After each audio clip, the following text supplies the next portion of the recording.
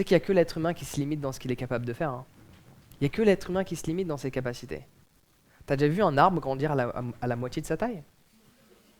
Genre, décider d'arrêter de grandir? T'as déjà vu une fleur décider d'arrêter de s'ouvrir? De ne pas s'ouvrir à son plein potentiel, jusqu'à tout ce qu'elle peut? Non, il n'y a que l'être humain qui se limite dans ce qu'il est capable de faire. Pourquoi tu te limites? Ah oui, mais je sais. On t'a dit qu'il fallait que tu sois satisfait. Sois satisfait de ce que tu as. Ah oui, bah oui. Non, pourquoi je devrais être satisfait de ce que j'ai?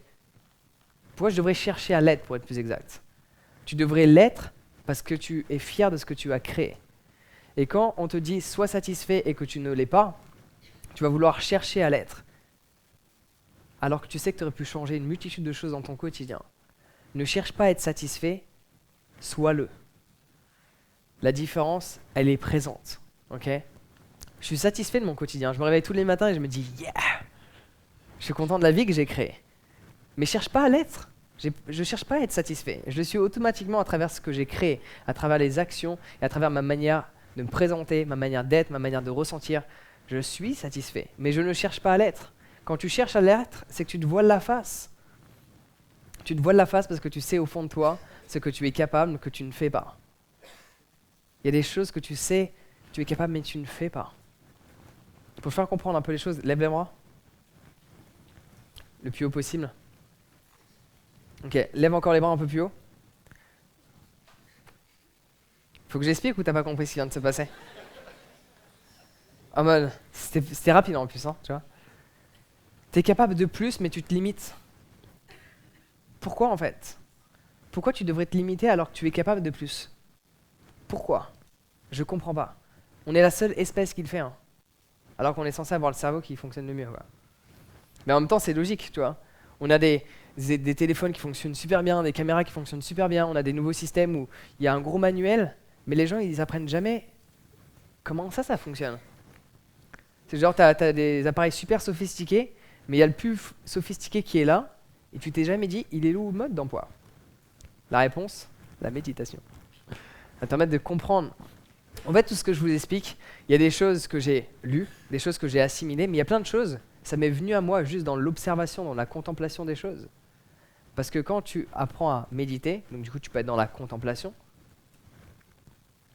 observer, sans avoir de pensée, et bien du coup tu comprends des choses automatiquement, sans forcément comprendre comment, mais tu les comprends. Quand tu observes la nature, tu peux voir comment les choses fonctionnent. La nature fonctionne en abondance. Pourquoi tu devrais te limiter? Si tu as un pommier dans ton jardin, il ne produira pas juste assez de pommes pour toi. Hein. Il en produira assez pour toi, ta famille, tes voisins. Il ne va pas se limiter. Et si tu prends la graine du pommier, le pommier est déjà dans la graine. Le potentiel du pommier est déjà à son origine même. Et toi, c'est pareil en fait. Tout ton potentiel, il est déjà en toi. J'y crois fortement qu'il est déjà en toi dès ta naissance, mais pourtant les gens ne l'utilisent pas. Il est en toi. Pourquoi tu ne l'utilises pas? Généralement, il y a la peur du regard de l'autre. Parce que quand tu commences à faire des choses, tu commences à être vulnérable, à te montrer.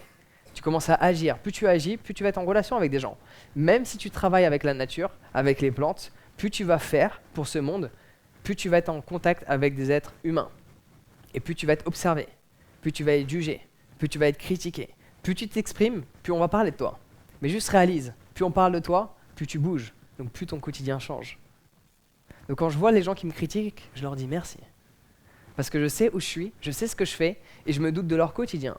Parce que si tu passes du temps à critiquer une personne, il faudrait que tu te poses des questions sur qu'est-ce que tu fais de ton temps. Parce que je ne prends pas le temps de critiquer des gens, parce que mon temps a énormément de valeur. Et le temps, je préfère l'utiliser pour moi, ou pour des choses que je peux développer qui vont être bénéfiques pour les autres.